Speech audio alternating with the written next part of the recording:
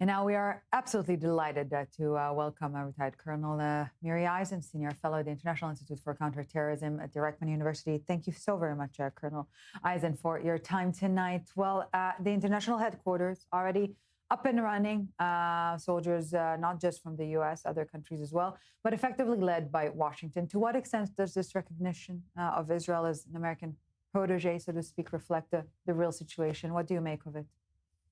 I don't see this as a protege. At the end, when we say the words coordination, cooperation, this isn't new. What's new is that there's a facility.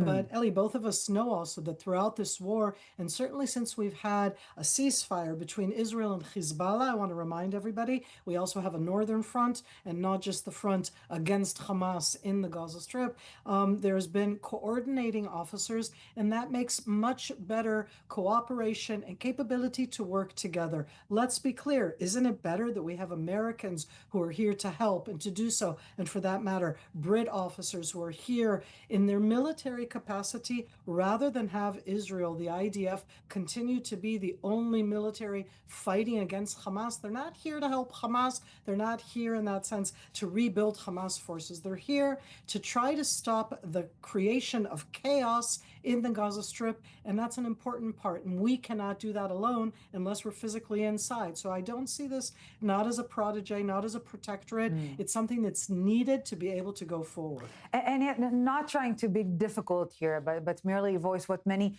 Israelis, at the very least, are thinking. You know, we're all aware of the risks, if you will, in having no motivations, but apparently there's also risk with over-motivation, over-determination. Do you think the American eagerness to move forward will create some gaps on the ground to an extent? Or, you know, I will ask the following. The limitations of power are relevant not only to military power, but also to political power. Do you think the Americans are perhaps blind to the limitations of diplomacy at the moment?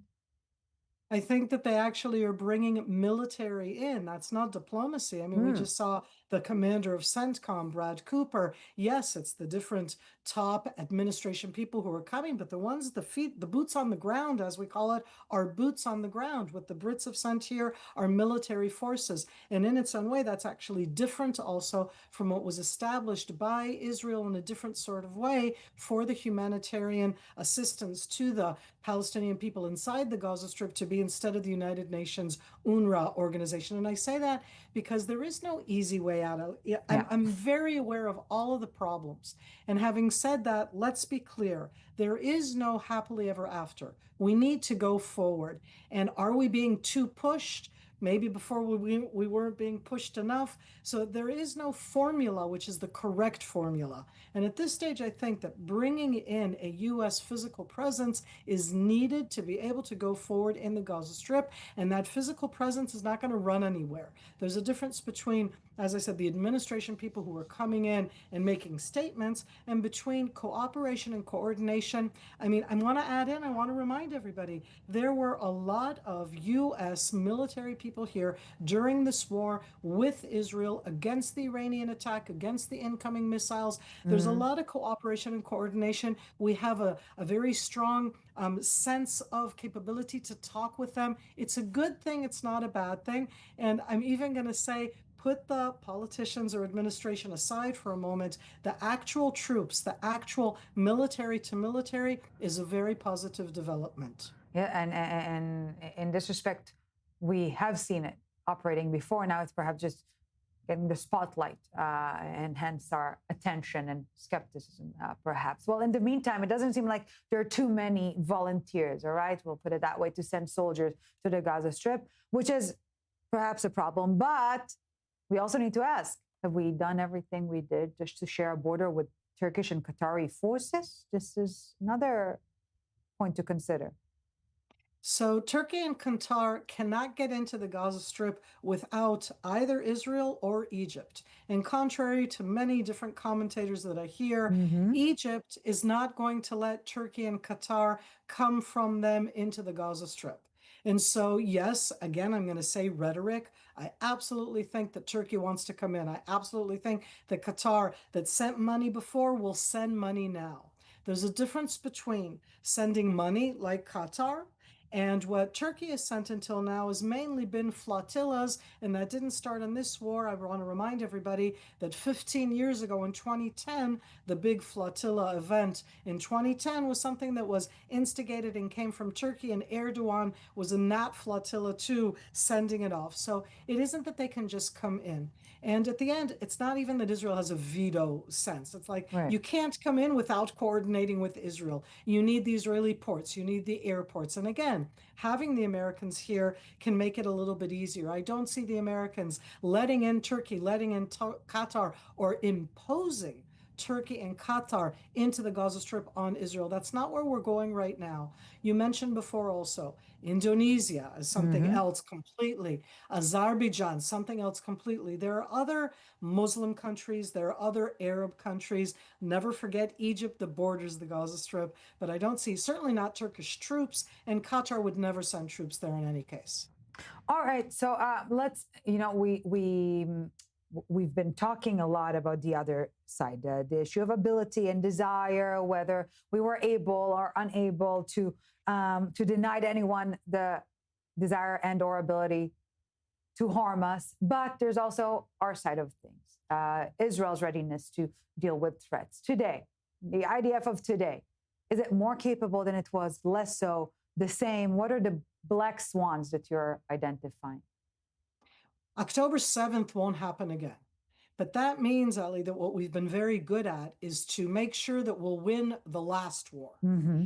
The biggest challenge that every military has, every security failure certainly has, is not about, oh, now I would win that war that I did so poorly, and the whole aspect of the colossal failure before October 7th and of October 7th. The question is, are we ready for the new challenges? And here I would say the IDF, the Israel, both the defense forces, the Israel Air Force, all of the different security challenges that we have around us, we're looking forward. But I want to remind everybody, the threats and the opportunities, because if you only look at threats, you may also miss opportunities.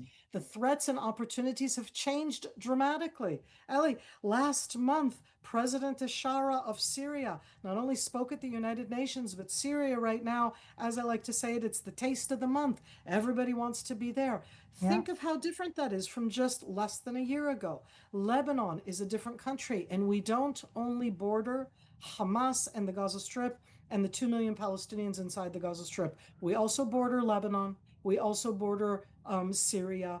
We also border Egypt and Jordan, for that matter. And I think that this new Middle East, the IDF is ready. And that doesn't mean that bad things don't happen, because there are bad people out there who want to annihilate us. But I think that we're looking forward, not backwards, and we have to make sure that we continue to do so.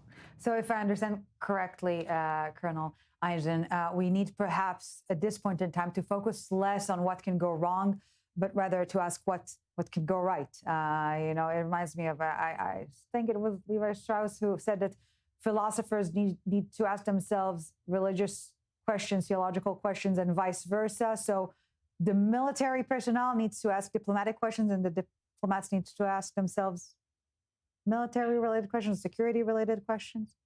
I want us to have lots of muscles. And I think that over the last 2 years, we've certainly shown our capability, or what I like to call, we've flexed our military muscle quite effectively against Hezbollah, against the Islamic regime of Iran, against the Houthis. We've done it against Hamas successfully, more or less. I think that we don't have to have only a military muscle. You need to keep that military muscle, keep it strong. I'm not saying weaken it in any way, but can we develop that diplomatic muscle, the one that looks both, it's not just a question of the opportunities, but in that sense, it's working.